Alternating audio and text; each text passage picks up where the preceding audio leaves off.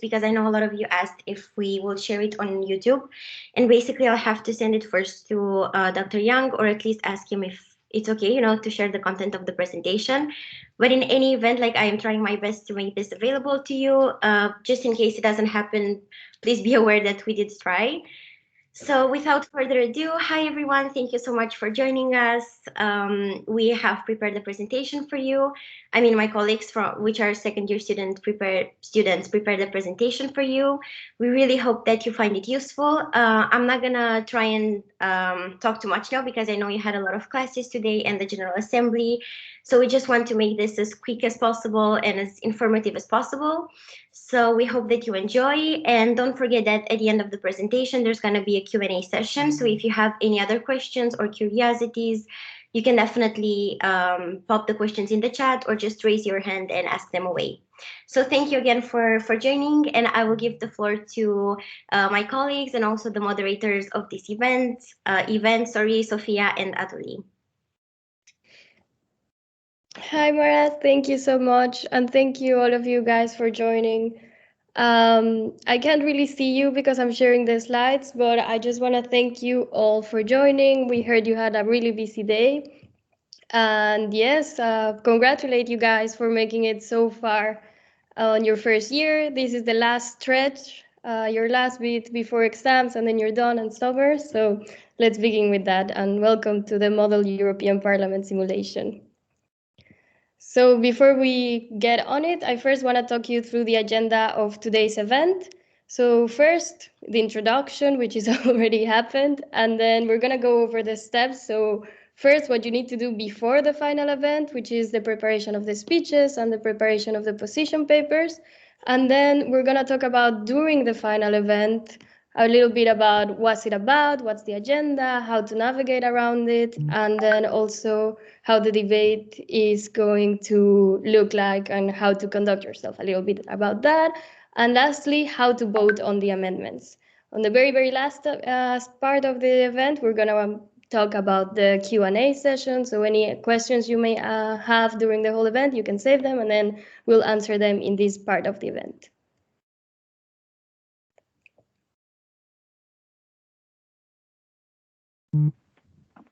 Thank you for joining.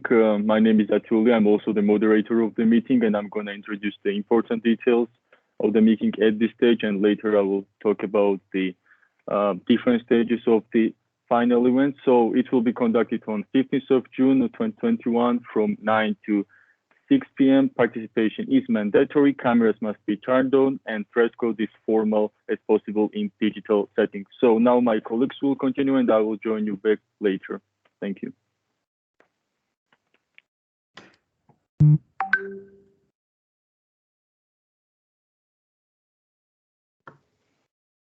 All right, hello guys. My name is Altamish Khalil, and I'll be walking you through the preparation of your introductory speech.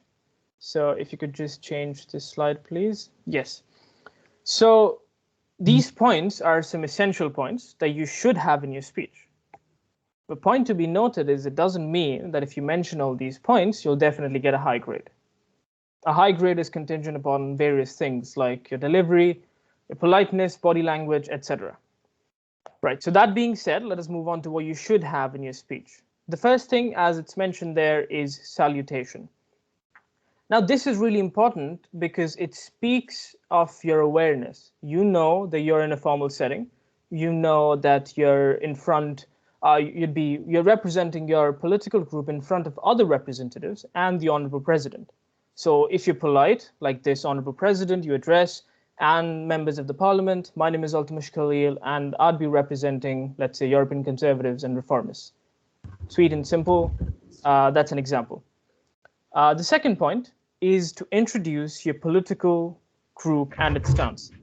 Now, what do I mean by this? It sounds simple, and it is simple. Let's say you're European conservatives and the reformists. What you do essentially, you tell them what your ideology is. What's the foundation of your party? What does your party believe in? So keep it short, one-liner or maximum a couple, but then it is important to set the stage, so to say. Then the third, fourth, and the fifth point, they kind of go hand in hand. So the purpose of your speech is to show them why there's a lacuna in that particular article of the directive. Once you show that there is a problem, there is a gap in the directive and a certain article, there's a gap in that article, you show them the way or your proposition, the amendment that you'll be proposing, that would essentially fill in that gap. That's like there's a gap and you just fill it in. It's simple, but this should be your main focus. And after you've shown them that, yeah, there is a problem and this is our proposition, you should essentially, in a way, convince them that why your proposition kind of is good for not only you, but for other political groups which kind of, align with your side, with your ideology, something like that. So yeah, that's the imperative, the most important part of your speech. And then the last 2 points, they also kind of go hand in hand. Conclude. Make sure you do that. Make sure you reiterate your position and the amendment in maximum 2 lines. Keep it short and sweet, so that the last thing you say, they'll remember, or your grader, your assessor will remember what your main focus of your argument is. Apologies, not argument. Main focus of your speech is, and then thank you. I can't stress this enough. I've heard a lot of people say just end their speeches abruptly or just say yes. But saying thank you is really important, because again, it shows that you're aware of the formal setting that you're in. So yeah, that'd be all. And thank you so very much for listening intently. Hi, everyone. So for the closing speech, now this is going to go after the debate, let's say, portion of the event. So you're going to have opening speech, debate, closing speech. This means that the closing speech is a little bit more flexible, so you can kind of change it and adjust it during the time of the debate based on what other groups say about your proposal. So first of all, you reiterate the main points of your position, so that because there's been the whole debate, they might have forgotten. And you want them to remember it, because the next stage is going to be the voting. And then again, why it is important, and why it is important to your party specifically, also why it is important for the whole European Union. And most important, why they should vote for it, why every other member in the session should vote for it, and then call in favor of the amendment. So words like I reiterate, in light of this, etc. Those are great words to include. And inviting your fellow members of the parliament to vote in favor, that's also great. Also, if you see during the debate that there's some political groups that have a similar idea, or you could say something, the conservatives and reformists appreciate the trust put in us by this party specifically, and so that they kind of remember, and then they also vote in favor. That's pretty much it. And then again, say thank you. Yeah, now we're gonna move to the part of preparing your position, which sounds simpler than a lot of students actually take it. So make sure that when you are doing this, that you are actually reading through the amendments, because a lot of students don't really read through the amendments that are being proposed and through the position papers of other parties, and then that creates a huge confusion. So make sure that you are reading through the position papers of other parties, so you know exactly what avenue you're gonna argue. Remember, you have to make a really strong case. The parties that are involved in the debate, they often have really different points of view. So you have to be aware of these differences, and which parties you may share amendments in common, which amendments may be the best ones.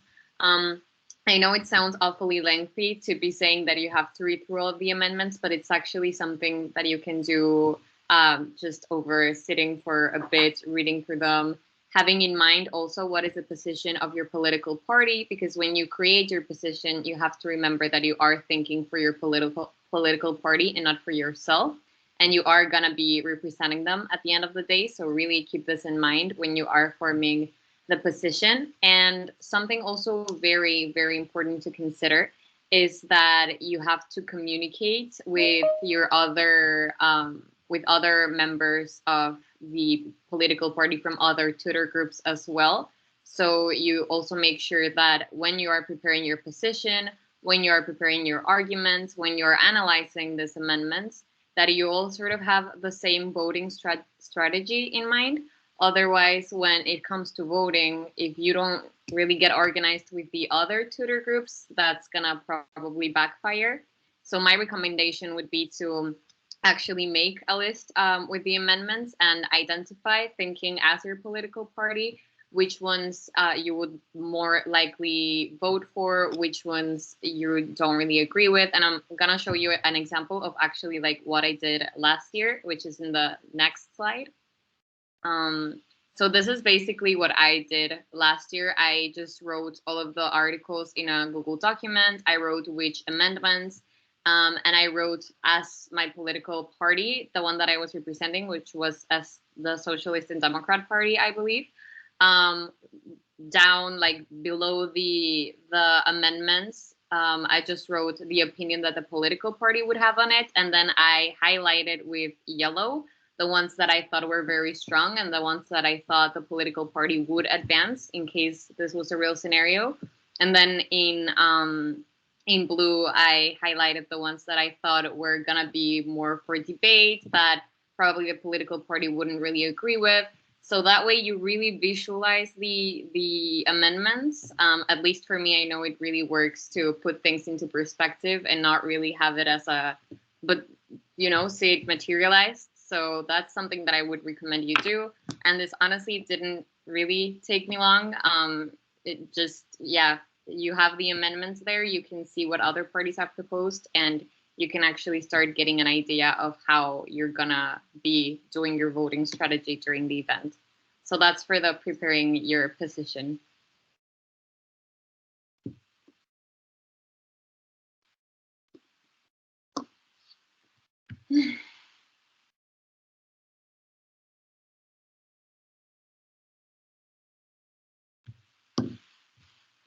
Sophia, you're muted.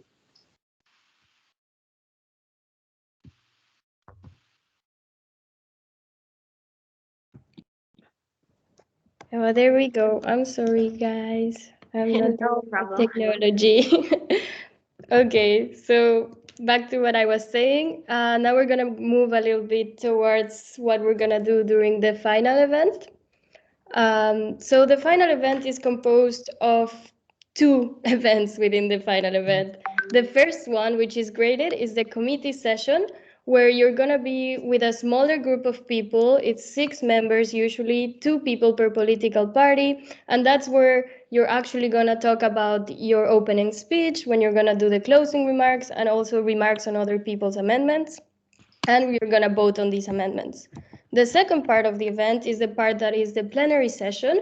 This part is not graded, and you're all together with all of the year 1 students.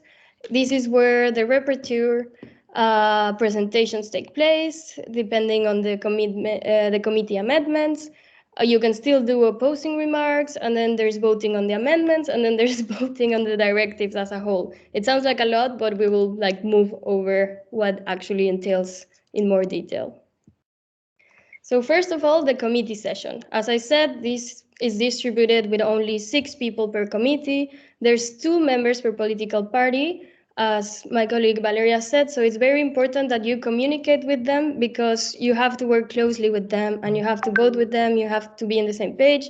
I would really recommend trying to get their phone number and do like a WhatsApp group or something, so you know that you're on the same page, talking about the same things.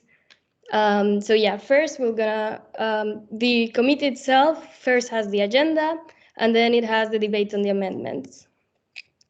So the introduction, it's first when your chair, it's usually like a tutor of year 1, is gonna first appoint a repertoire. What this person does is that he, at the end of the committee session, will do a presentation on all the amendments that were voted on or adopted in the committee. So this person has to be really careful, and they have to be paying a lot of attention, because they have to record every amendment that is gonna be voted on, or the amendments that passed, that weren't rejected. So they have to keep like a copy of the draft directive and make sure to have the copy of the amendments and make sure to like sort of keep track of everything. Last time we were allowed to sort of say if we wanted to be the rapporteur, but sometimes you get picked on, so be ready and make sure you know this role, because you never know if you're gonna get picked. And yeah, so after the end, you'll have to send a copy to the European Parliamentary Secretariat. Usually, you just send it to your chair, and then they will deal with it. They would also, last year, they distributed some evaluation forms. Those were really important because that way your chair knows who you are, which party you represent, and it has a grading rubric for you, so then you get graded. And lastly, I think we send the amendments on the chat. So even if you didn't, for some reason, had the amendments at the beginning, you will still get to see the amendments on the Teams chat or whatever. So you'll still have them there, because it's important that you send the amendments and they're on the list, and then they can be on the agenda for the debate. The second part of the committee session is the debate, the actual debate on the amendment. This is where you actually participate the most. Some important general remarks, because this was very confusing for us the first year. It was the first time we did it online. Is that we will usually the chair will go through each amendment separately and in the orders of the article of the directive. So you first do a whole debate on, for instance, Article 1, it gets voted on, and then you move to Article 2. So it's not that it all ends after Article 1. So first is the lineup per amendment. So if you're a member of a political group which has an amendment on that article, for instance, Article 1, then you get to do the opening speech on that amendment, which is of maximum 2 minutes. And then after you're done with that speech, your opening speech, the rest of the parties can ask for either clarification or show their position for a maximum of 1 minute. After that, there's the final statement. So after people have shown their position or have asked questions, you have to pay close attention, either you or the person you're working with, because you have to tailor your final statement to what is said during these clarifications or oppositions. Make sure you defend the point that you're making. After this whole mini debate, let's say for Article 1, you move to the voting of that amendment of Article 1. So this happens after the final statement of the political group who is defending this amendment. And last time, I think it's supposed to, like in the instructions, it said raised by hand raising, but I think last time there was no option to raise our hands. So I think at least my chair did it with just asking one by one, like, do we vote in favor or against? And yeah, like we'll go over voting later on, so I'm not gonna expand much on that. And just to clarify, each political group only has one vote, so it's very important that you are in contact with the other person in your committee session, because you have to agree on whether or not that you're voting in favor or against. And then lastly, the chair will say if the amendment is accepted or rejected, adopted or rejected, and this goes on until you deal with every single amendment that was proposed at the beginning. So it's this kind of mini debates that happened, and until you're finished with the whole directive. And yes, it gets very tiresome and it's a bit tedious, but it happens, and you have to be paying close attention because you want to make sure that the position of your political group is represented and it's there. So you want to make those opposing remarks, or you want to make clarifications to make sure that the point gets out there. And after all of this is done, you've gone through all of the articles of the directive, then there's a closing of the committee session, which is just once everything is amended, the chair will close the committee session, and this is when the rapporteur, who was elected or appointed at the beginning, at the introduction of the committee session, will send all of the amended version of the directive via email. You probably will be provided with all of this information in case you're the rapporteur, so you will know which email to send it to. And just one little note before that, just make sure that you distribute and you are in contact with that person in your political group, because you need to make sure that you each speak for 2 minutes. So either you're the one making the opening speech, you present the amendment and you justify it, or you're the one doing the clarification remarks on the final statement. This is very important because you need to make sure that you both speak, you can't let the other person like make all of the remarks, because then it's going to affect your grade, and you also want to let them do some of the remarks.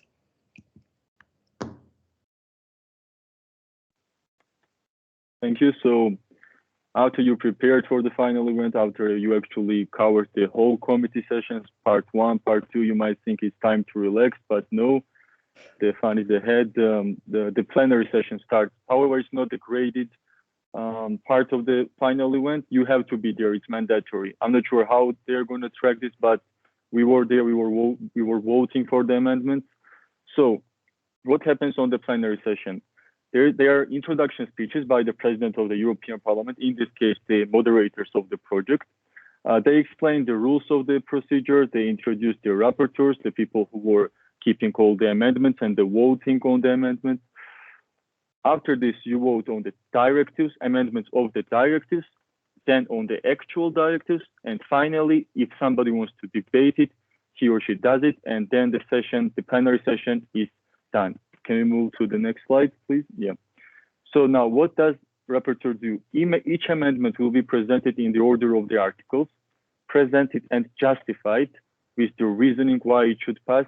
Another student who might be in the opposition or might be in the similar party but contradicts this particular amendment will briefly explain why the amendment should not pass. If the same amendment was adopted by 2 committees, the chair will choose which rapporteur will present this amendment. So then the voting happens. Opposing party makes the case why it should not pass. After this, the voting happens, and chair concludes the voting on the amendment. Now, if we can move to the next slide. Okay, after the voting on the amendment of the directive is done, now it's time for the directive itself. So once all the amendments have been voted on, participants will be allowed to vote on the directive as a whole.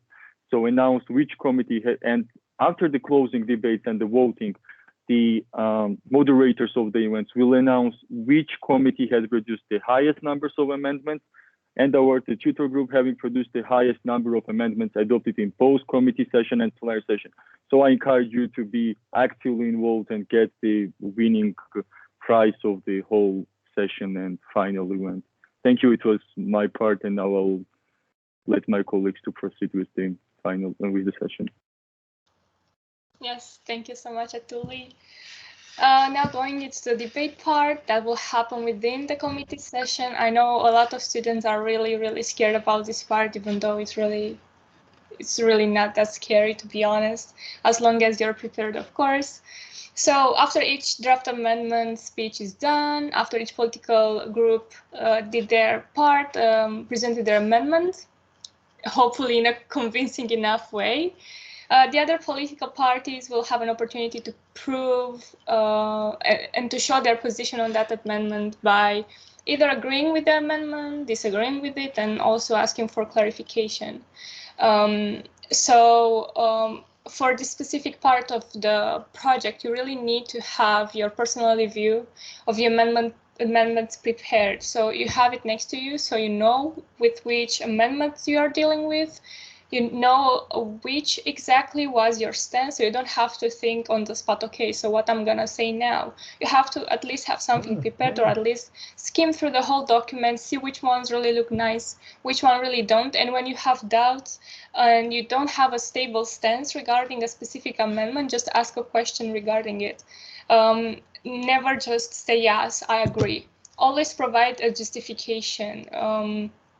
Always come up with something convincing to prove that you actually know what your political party, political group stance is, and to prove that you actually know what their values are, what they are striving for, what they are trying to achieve within the EU.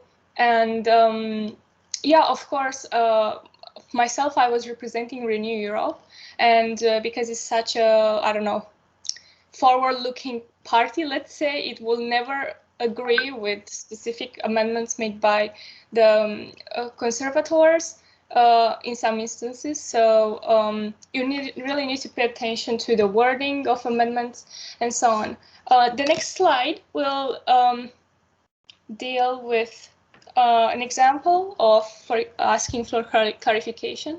So this is actually taken from my document where I had all the amendments taken, and you can see the party which gave this amendment. I highlighted it because it was taken by them and it was discussed by them, and next to it I put my question. This was regarding some kind of freeze in the healthcare costs, and it's kind of a dumb question, but it's something, you know, you really need to get out there, you really need to get involved and be really confident and convincing when you're talking. So even though you might say the biggest lie ever, just be really confident in it. Never back down, even though we might realize later that, oh my God, what the heck did I just say? No, never acknowledge this in front of anyone. Just go with the flow. And defend your amendment, and that will actually make it inside the people's brain that, oh, this may be actually a really good amendment, that, oh yeah, this is actually a good one. So yeah, always keep in mind your position, the position of your political party, so you know exactly what they're striving for, their values, and so on. The next slide will deal with an example of disagreements, how you can disagree with an amendment.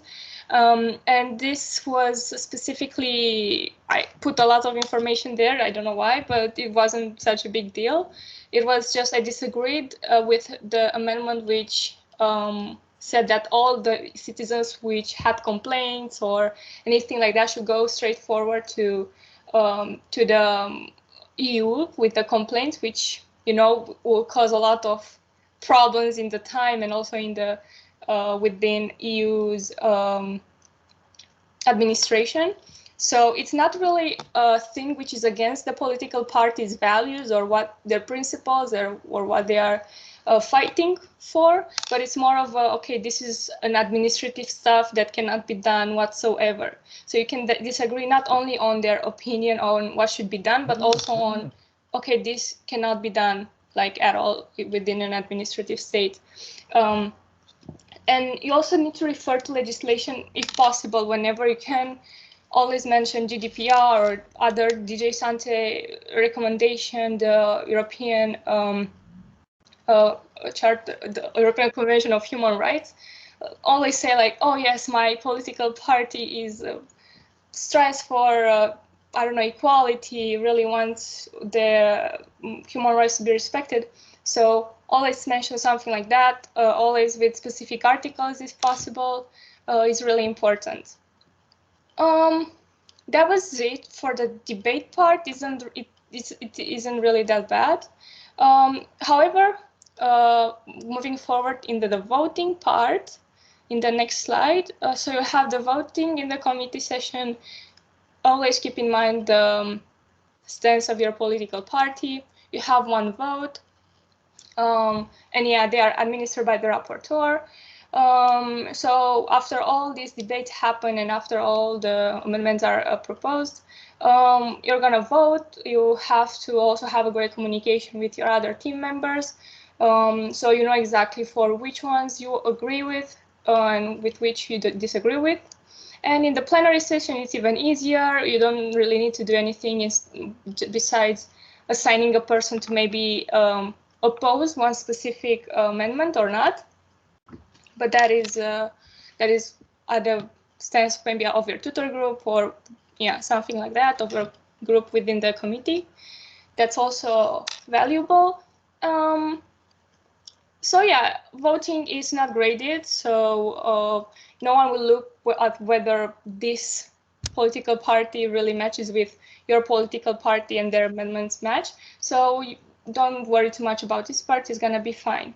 A bit about the decorum is the normal stuff that you need to dress accordingly, professional, that your microphone and camera must be on all the time. I mean, microphone when you are speaking and camera at all times during the committee session, and also pay attention to what words you are using. So instead of I think, I believe, use your political party, I don't know, Renew Europe believes that something, or yeah, that was kind of it from my part. And the final part of our presentation, the Q&A. Yes, thank you everyone so much for the presentation, and also just like a give a shout out, but Milena was part of the winning subgroup last year. If you have any questions, I think now is like the right time to ask them, because we have the winner from last year here. But yeah, in any event, thank you so much for my colleagues from the main events committee who made this lovely presentation. I am very proud of you. And if you have any questions, the floor is open. So feel free to put them in the chat or raise your hands, or, just if you want to, like, I don't know, communicate something or anything, just let us know. Or maybe like you did such a great job with the, oh yeah, we have a question. Okay. Two questions. No, one. Okay, Vetira. Yeah, I just also want to say thank you guys so much for preparing this. It was very helpful. I would say I wasn't even sure what I would do in terms of the speech. But yeah, I would also like to ask in terms of the debate part, because like when you did the opening and closing speech, I think we got a very comprehensive understanding on what the content of that should be. But in terms of when we start debating, how should we structure our sort of replies when we're doing that? Is that possible for you guys to quickly answer? I can mention a bit right now. So, of course, you need to be really formal. Like, of course, you need to thank the other party that they meant a comment, even though it's bad against your stance or against your political party, doesn't matter. Just be thankful all the time, be respectful. It will give you points for your final grade. So I think you just might say thank you for your question, representative of that political party. And then if you are going to comment on an amendment, you'd say, I would like to make a comment, Honorable Chair, if it's possible, because I think you need to actually speak to the chair first to get their permission and then pose your question. So yeah, it's not that difficult. You just need to say, okay, thank you, Honorable Chair. Could I please make a comment on this amendment? And I think also the chair is gonna go through all political parties to ask them if they have anything to say. So it's not for you to take an initiative to ask whether can you say something on a specific amendment. Can I add something? Yeah. Okay. So, but when it comes to just the structure of what you say, it doesn't really matter that much. Like Milena said, what matters is that you're polite and that the main point actually transpires. So whether you agreed or disagree, or whether you're asking a question. In this case, there's no need to say honorable chair, fellow members of parliament. That's not necessary because you don't have much time. So that's just going to take away time from you. Of course, say thank you at the end.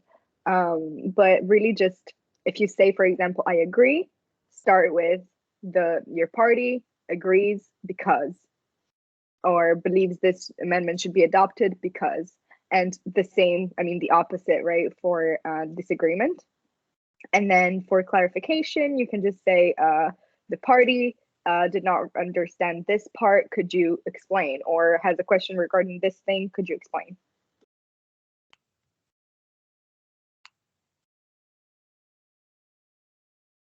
Thank you. Okay, so next hand is from Kamran. I hope I'm pronouncing it right. Oh yes, you are. Now, just before I start, can y'all hear me very well? Not really, but we can try. I mean, I kind of hear you. Oh, trying is what's important. That's what. And that is my mouth. But anyways, hey people. Now, before I ask my question, I would like to thank y'all on this superb, fantastic, insightful, clear explanation that I believe is going to be very useful. But my question is directed to, forgive me if I'm reading the name wrong. I think he just vanished. Atuli Papuashvili of the land of Georgia, the land of great wine and, delicious foods that make you fat real quick. But anyways, my question is, how was your overall experience, on the whole final event? Thank you. That'll be all. Hello, Cameron. I hope you are doing fine. Oh yes, I'm on the verge of suicide. That's not very great, but I'm trying. anyways, man, I'm ready to hear. Do I have to call the helpline?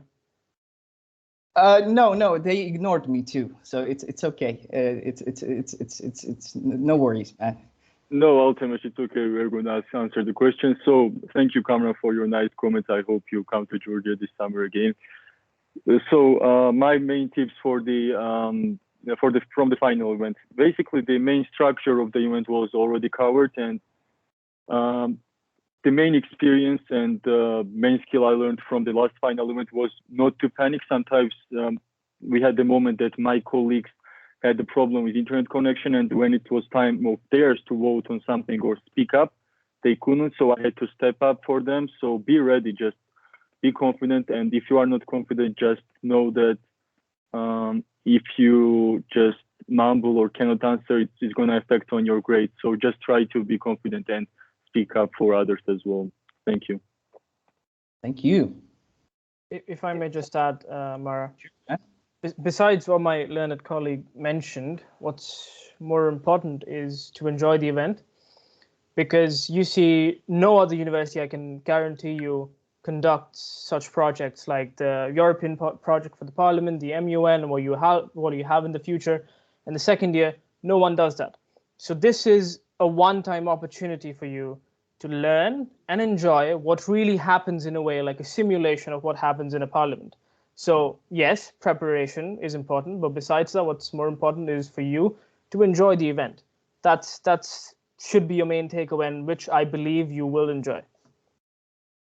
I also Thanks, want to man. add to that. Sure. You need to enjoy this project, because the next one in second year is gonna be kind of horrible. So enjoy this one as much as you can. That's very comforting. Thank you. Yes. Thank you all. so much. Thank you for your question. If we can now move maybe to the next hand that I can see up. I don't know if I can pronounce it correctly, but it's Stanislao. I don't know if I pronounced that correctly, but you have the floor.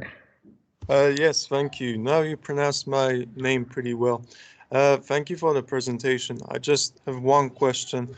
When you were explaining that for each grouping in the committee session, there has to be at least one person who conducts the opening speech.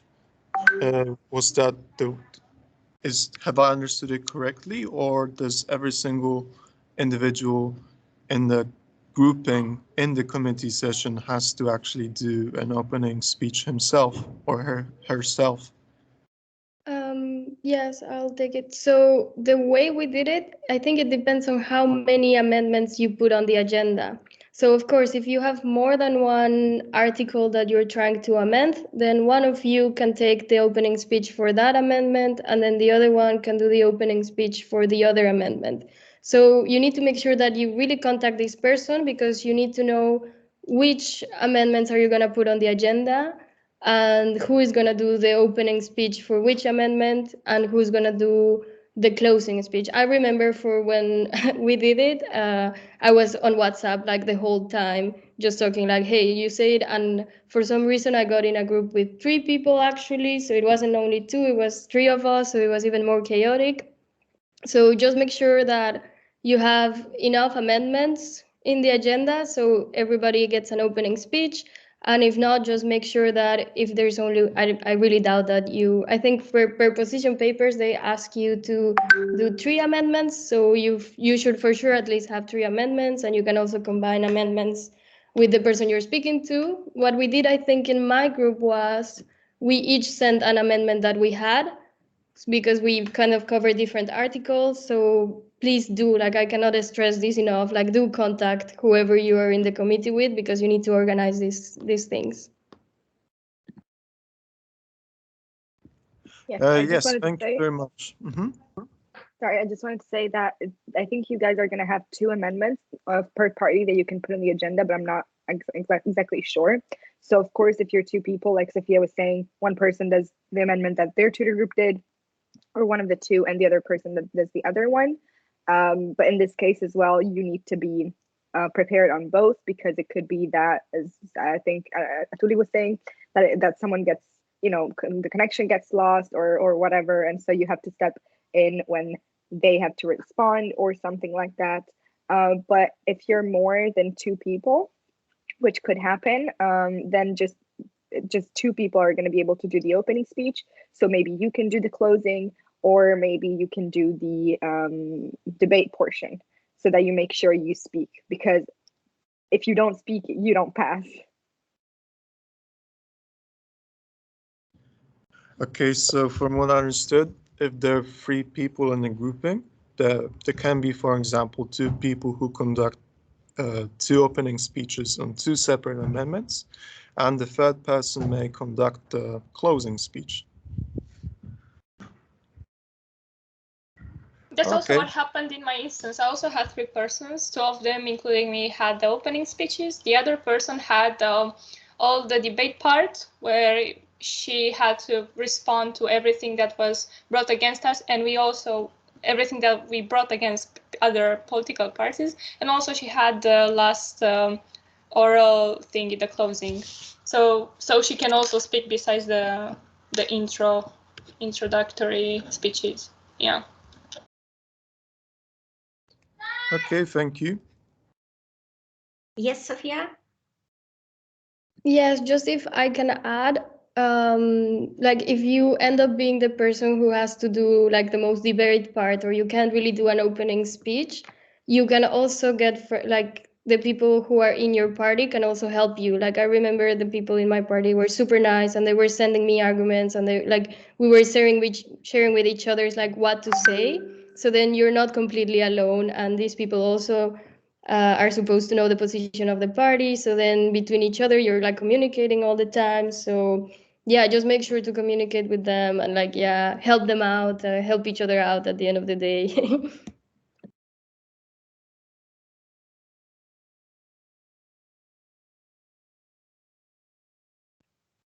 Thank you. So I see we have another hand from Jennifer. Yes, thank you. Thanks for information. I was wondering whether it is kind of similar like the MUN speeches and debates and everything, or that it's completely different and we should stay away from that structure and should adopt another attitude. And yeah. Yes, Okay. thank no, one you. second. Oh, okay. I will let you, Altamas, to answer this question with great pleasure. Thank you. So, I mean, no, not exactly, but the essence of all speeches, I believe they're similar, but you don't really have to focus on, okay, how I'm going to grab the attention of the audience and stuff, you know, hook lines and quotes and stuff. No, not really, because you only have a couple of minutes, I believe. And in those couple of minutes, you need to put forth your ideology and why you believe your proposed amendment is the best amendment and why the council should go for it. So after you've mentioned all of this, if there's time or whatever, if you can jiggle some room to add something, that's up to you. But these essentials, they should always be there.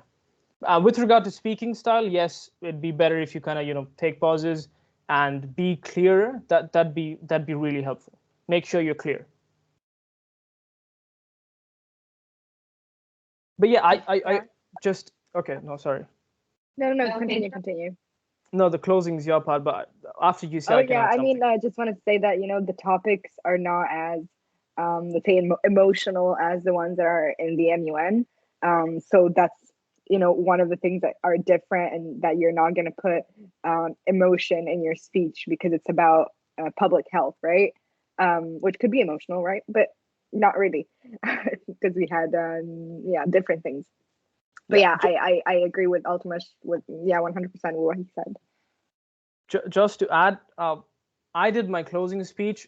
There was like one line, like emotional part where I said, you know, the union does not make the member states. The member states makes the union. So, you know, kind of to show them what we believe in transparency and everything, you know, a little bit emotional and something like that. But yeah, that's what I did during my closing, where I didn't have to, you know, talk about my amendment and all sort of that. So yeah, that you can do it there. If I can add on that, I think what I did for my opening speech and closing speech, and like this is a tip that I think I use for all of the events, look up the president of the political party, go to YouTube and watch one of their statements, and then just sort of figure out what is their opening. Like, I do it all the time, and it really works. Or there's sometimes even transcripts, so you can pretty much see how they structure. They do sometimes put emotions, so you can just like kind of get a phrase from them that is really like to the core of their parties. And that really worked for me, because I was also super lost and I was like, I have no clue how to do one of these. And I just went to their website, and sometimes they have little transcripts and stuff like that, or just YouTube.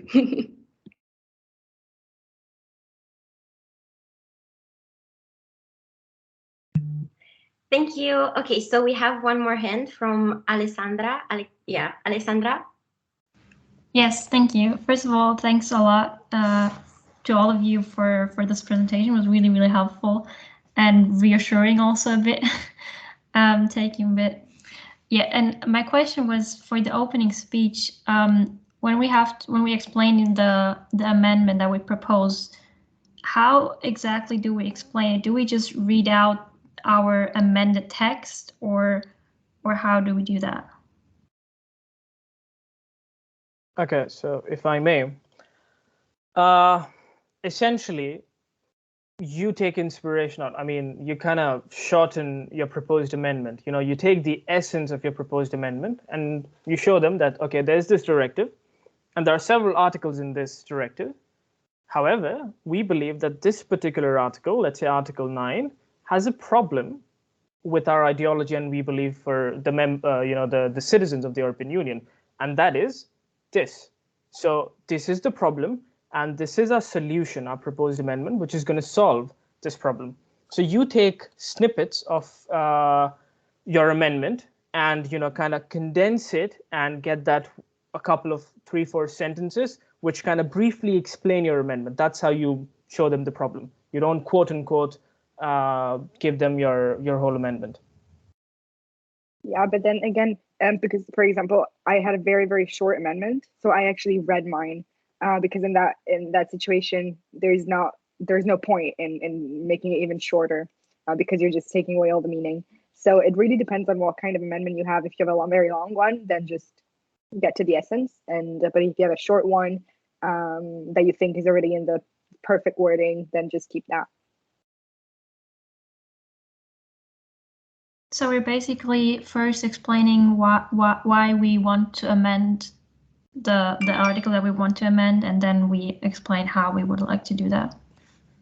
You can also switch it, so you can also do first your amendment and then why you think there is a need for an amendment in the first place, and then why that specific amendment. Or you can do why there's a need, your amendment, and why the amendment. Does that make sense? Yeah, okay. Thanks. Yeah. Thank you. Okay, so I don't see any more hands up or questions in the chat, but if you have any, please type them now or raise your hand now. And just in the meantime, since Atuli already shared his experience, maybe all of you can kind of go over a bit of who you represented and how it was for you. And in the meantime, if you have any questions, please ask them now.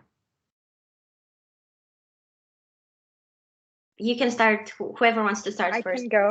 I can go. I was representing the European Conservatives and Reformists. I had a very, let's say, chill final event, to be honest. I found it much easier than doing the MUN in project 1. But as many people said already, I kept in contact with my colleague that was on the same party for the whole time. We were texting all the time. We were saying, okay, so who takes this question? Who doesn't take this question? How do we vote, etc. And so that was really helpful. And I think it was also very appreciated by the tutor that was grading us, because we did not have any weird pauses, kind of waiting for who is gonna go speak and who isn't. We knew already like who is gonna take that question. And also we kind of mixed. So he did the introduction, the opening speech for his amendment. I did it for mine, but then we answered questions in both. So that also with that, the tutor knew that we were prepared on both sides and not that we only did our part and completely forgotten about the other. But really, I had a really nice time during the final event. I found it really interesting. I can continue from Carolina, and I actually didn't have such a great if like whole day actually, because it starts from so early and then it ends so late. It wasn't that great for me. I don't know. I was really nervous. I didn't feel prepared at all. So because I knew that everyone is so like try hard, and everyone was trying their best and doing everything that, oh my god, they were discussing and stuff, and I was trying to keep up with my group mates, but they weren't very responsive, and that I think affected me the most. Even though I was trying to help them get more involved and get higher grades, I actually like share my own document with them so they can ask questions and so on, be active, but they weren't really on the same line with me. Like they weren't really active, they didn't participate. So instead of them actually getting involved, I had to take over almost everything. So there might be some instances when this happens, and I wanted to share one experience also that happened. I don't know, for one of my friends, is that for her, in her committee, there were some persons who really didn't communicate at all, and their even amendments were contradicting themselves, and even the arguments that they were talking about were contradictory.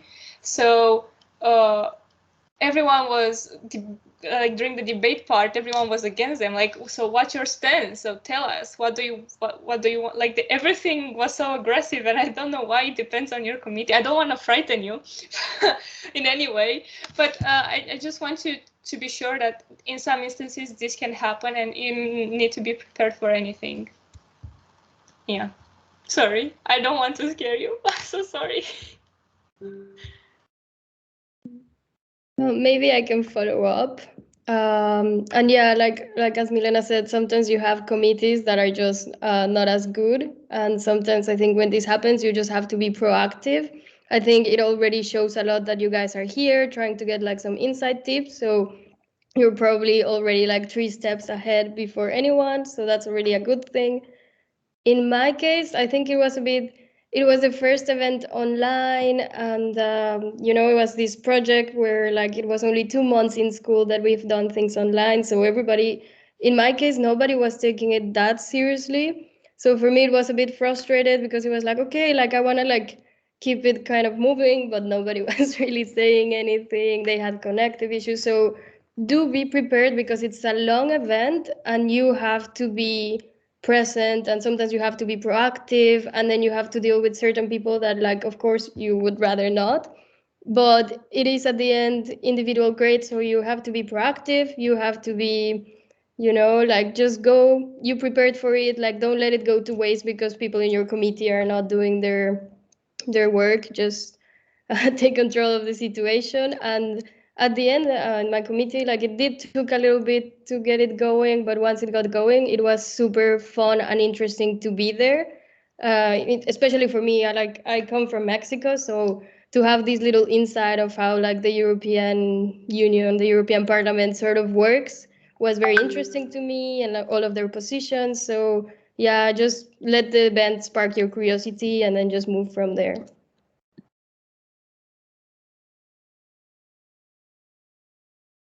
Yeah, I can continue a bit on that.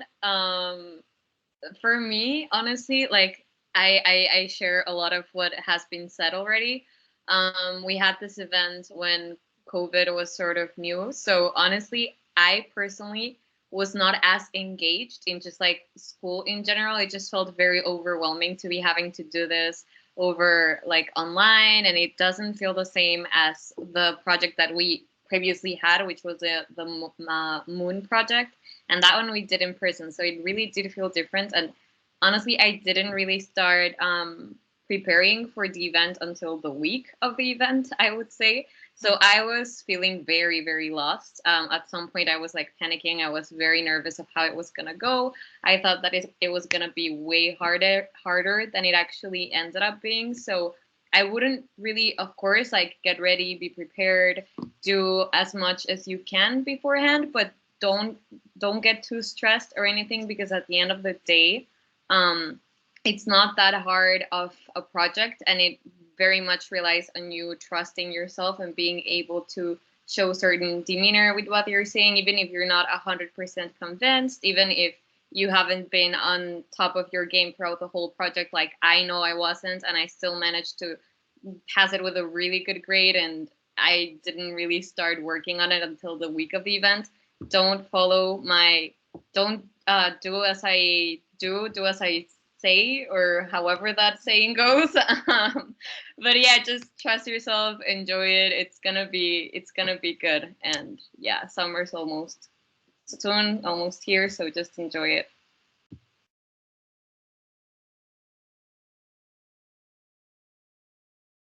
Yeah, so I think I'm the last one. Unless Mario, you want to go. You did it in person, but you can also share your in-person. He doesn't remember.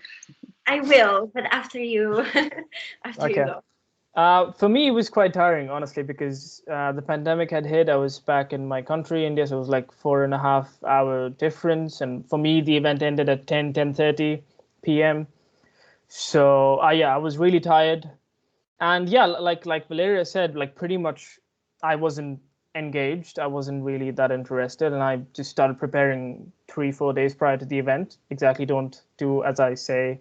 Don't do as I practice, but do what I preach, Yeah, but I think the important part, like I mentioned, is to enjoy, because I tell you guys, it doesn't happen. You don't get insight into what happens in the European Union and all sorts of and all other things like that. It doesn't really happen. So enjoy as much as you can, learn from it, and yeah, try to pass it with a good grade. And I know it gets difficult. There's the project, and after a couple of weeks, you have the exam. It's stressful, and some of you may have resits. Always remember, I always keep it in the back of my mind, is the only way out is the way through. So if you have to get out of the situation, you have to go through the situation. Always remember this, keep yourself motivated, keep yourself engaged, watch Netflix a day or two. It's fine if you have fun, but make sure that you're motivated, you feel fresh, so that you'll do things properly as they're supposed to be done. So all the very best to you guys, and I hope you all get above a 9. Thank you. Okay, so I also saw the question in the chat. I will say something briefly about my experience as well, but to be honest, I don't really have much to say. It was a bit different, the situation, because we had it in person. It was also the next day after we had the whole trip around Brussels. So everyone was very, very tired because we got back to The Hague very late, and we didn't really have time to properly prepare. I mean, some people did, but I was not part of that particular group. But nonetheless, I think it was as I think Mirena said, this is really enjoyable compared to what is next, which is not really reassuring, but it's definitely not very difficult, and you can definitely nail it on the spot as well. And I think Dr. Young also mentioned today in your General Assembly that is very much on the moment, so you just have to pay attention and kind of see what everyone is doing and try to adjust it to what you have to do also. And also, before we go to the question, because I know that a lot of you are asking Kamran if he's okay. He definitely is. And also, I forgot to mention last time, but thank you so much for your comment. I think the atmosphere was very serious before you kind of jumped in and asked the question. So yes, no, I get it. Just a comment to any of the teachers, right? Is probably going to teach me, and we'll decide and suspend me or anything. Not that I have been in the principal's office before. I have not. I'm a very well-behaved boy, sober all the time, and just a nice citizen of the world. That was not a call for help. I just have a tendency to say stupid stuff when I get nervous, and that is said to be both my gift and curse. But yeah, no call for help. I'm okay. No worries. Don't worry. We're not gonna rat on you. Don't worry. You're absolutely fine. I don't think this is recorded already, so I think it's a little too late for that now. But it's okay, man. It's okay. But yeah, if this is gonna go, bonkers, I'll go bleach. Okay, yeah, I like what I wanted to say basically is that I loved your question and the vibe, and I very much appreciate it. And I think we're pretty similar in the way that we kind of like talk a lot. And sometimes I always say, crazy stuff just because I'm nervous. So in any event, like no need to be yes. stressed about it. Like for me personally, like you made my day with the comment, and thank you for the feedback as well. You're very nice, and to say that you appreciated the presentation. So thank you so much for that. No worries. On that note, guys, if any one of you is ever stressed, always remember that us as second years, we're always there to help you. We're from the same university. We have done it. Approach us. I'm sure everyone who's sitting here, kind of echoes what I'm saying. Will help you. We'll let you know. We'll at least show you what we had done, so that expect that it'd be helpful. Kind of that's the least that we can do. So please don't stress out. If you're stressed and you think we can help you, please approach us. That is very true. Okay, sorry for the interruption, but I just wanted to say that for sure you are okay, and that we very much appreciated the intervention and loved it. So Thank on you. that note, I also see a hand from Jennifer. Yeah, thank you for your advice. And I wanted to ask one more question. If you are not as prepared or in the moment don't know what to say, is it then a good idea by saying like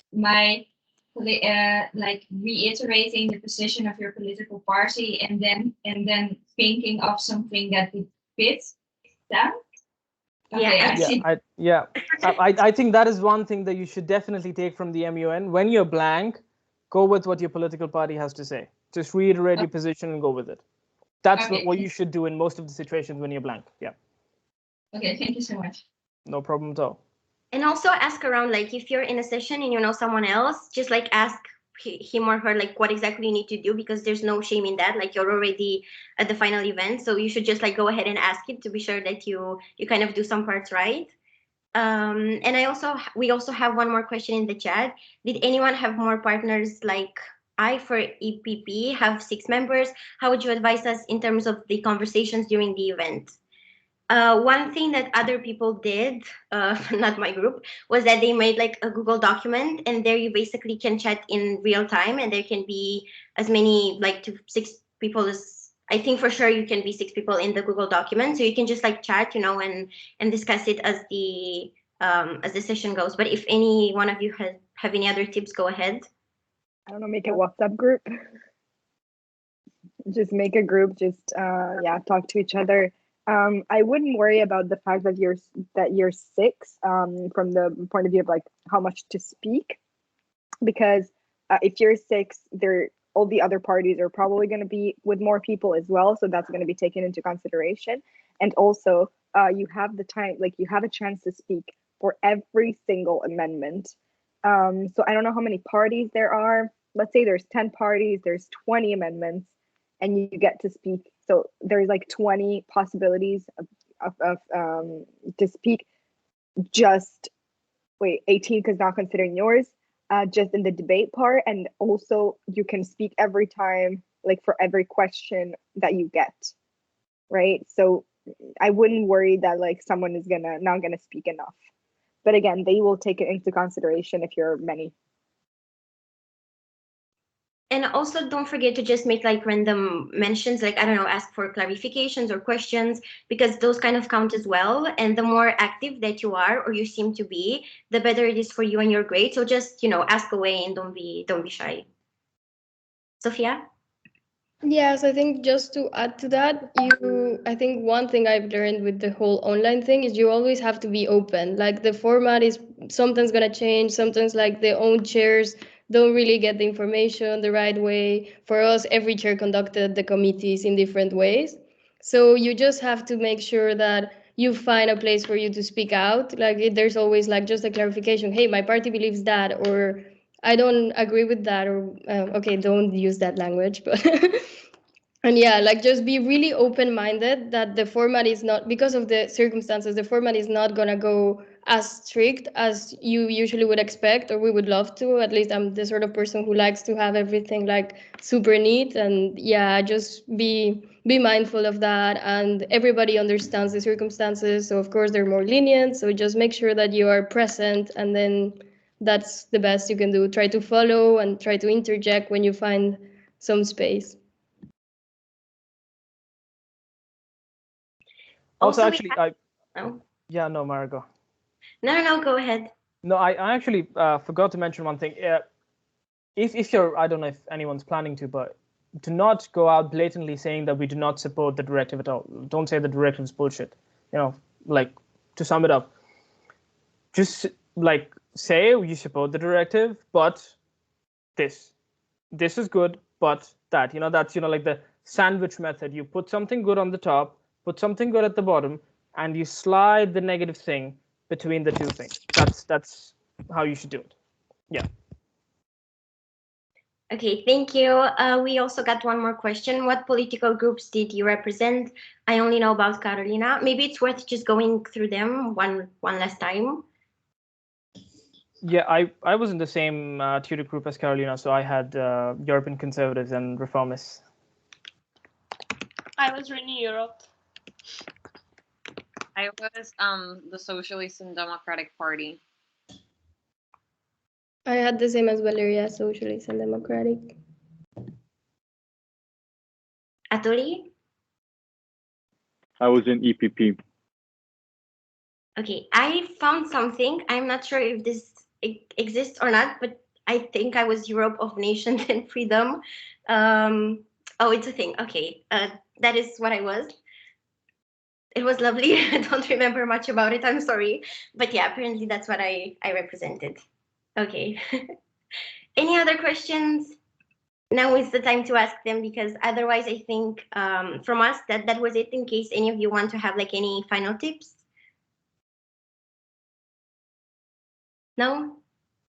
Yeah, I mean, nothing besides the fact that you're in trouble, we can help you. Remember that. Yes. I'll keep that in mind. Be confident in all you do and say. Yeah.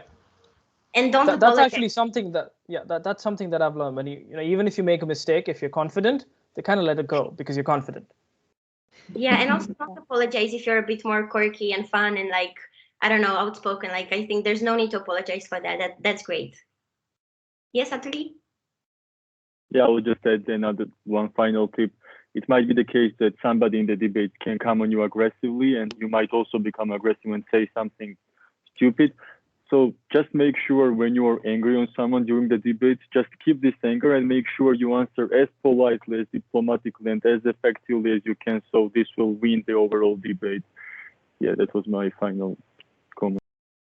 No, that's definitely. actually a really good point. Yeah. Yeah. One last thing from me. I just wanted to say that, all you guys that are here, all the people that also already left, that's already a great step. Because you were, like Sophia was saying, proactive. You did this. This wasn't mandatory. You came here. You were here an hour, even more. So yeah, you're already one step ahead of all the people that were not here, for sure. That's definitely true. No, and thank you so much, guys, for being here. And yeah, we hope that you enjoyed it and that you found it useful. I will try my best to have this on YouTube as well. But if not, and if everyone here agrees, I will at least be sending the slides if you want to, of course, and if you think they were helpful. But yeah, I think that was it.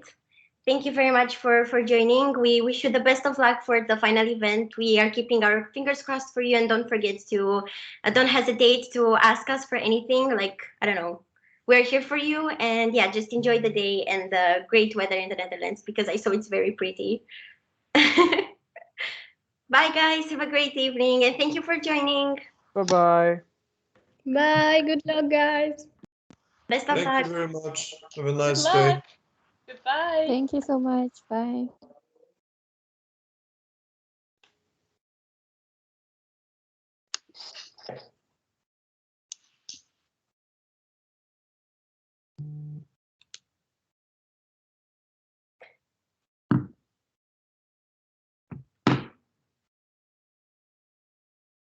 You can stop the recording.